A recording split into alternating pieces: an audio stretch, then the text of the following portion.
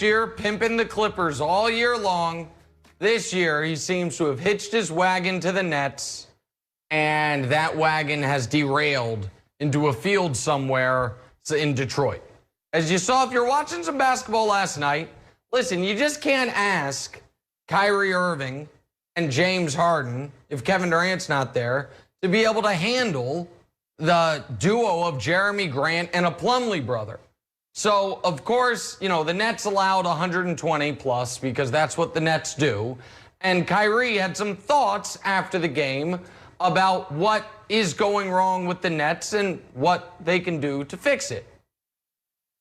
I don't think that we go out every single day of our lives and sacrifice the time in order to be average at anything. I know you don't wake up. I know no one here on this call wakes up to be average at anything that they do.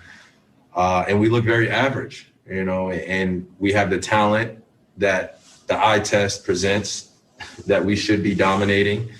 We have the experience in terms of some of our guys that have been through certain things, circumstances to be able to battle through. And we're dealing with a lot of the reality that we're putting this together on the fly. So here's the thing. And Kyrie actually had a pretty thoughtful press conference. There was at one point he was like, we're up against the refs. We're up against guys being pulled out due to COVID. We're on national TV too much. A little excuse making, but most of it was pretty thoughtful. But here's what Kyrie's missing. And here's what I think the majority of my colleagues in the national media are missing. They don't have the personnel. They are not a great team. They are not wildly underachieving. They might be slightly underachieving, but you know who the Brooklyn Nets are? An unbelievable, unstoppable, make-it-take-it team. If this was the summer and you're on one of those great blacktops in Brooklyn over by Barclays or in my neighborhood in Harlem, you're up at Rucker, the Nets would never leave the court. Our best three against your best three, make it, take it. They're going to probably never have to play defense. And the NBA's made a lot of changes over the last few years. Going to a make it, take it format, I don't see being in the cards. And if that's the case, they're sunk. And they were sunk before the Harden trade, and the Harden trade didn't help them. Because offense was never going to be their problem. I know this montage we're showing you is of missed jump shots, but that's not the issue. The issue is they were never going to be able to guard anybody, and they are proving they can't guard anybody.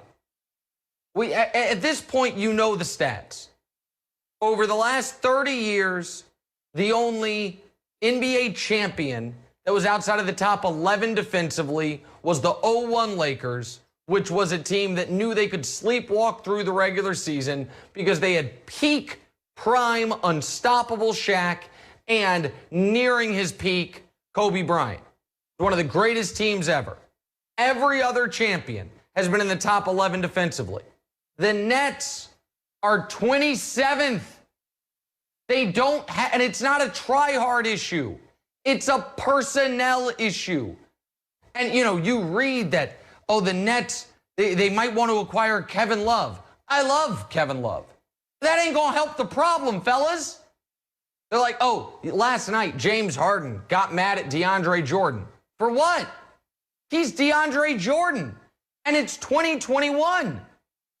You could do a 5-minute highlight reel of Kyrie Irving allowing layups and getting beat. Guys, he's Kyrie Irving.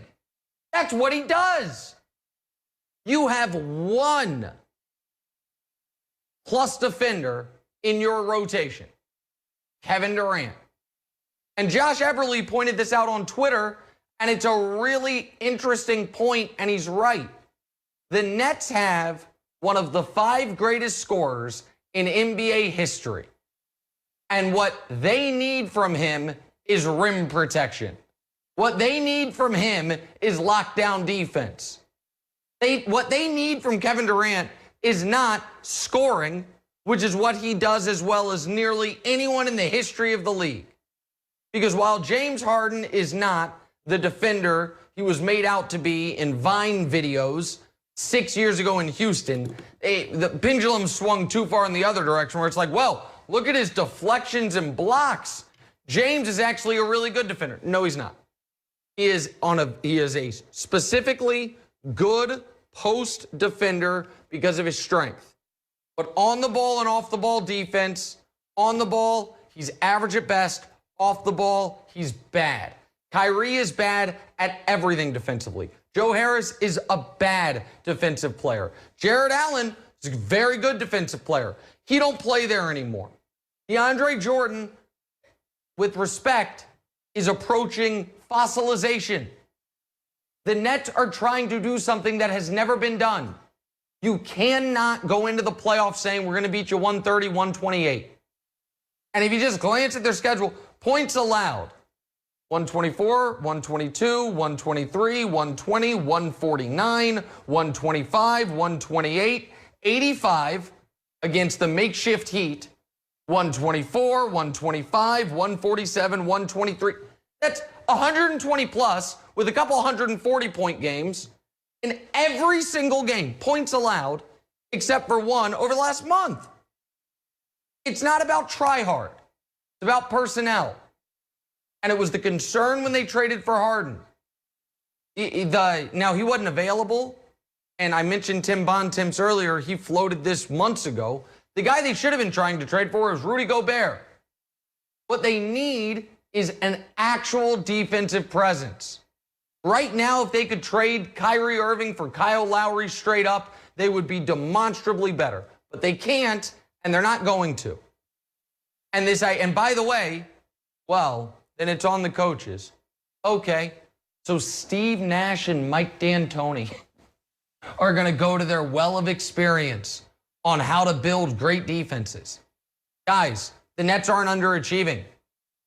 They're a poorly built team that is transcendent on one end of the ball and is not going to be bad on the other end of the ball, but historically bad on the other end of the ball.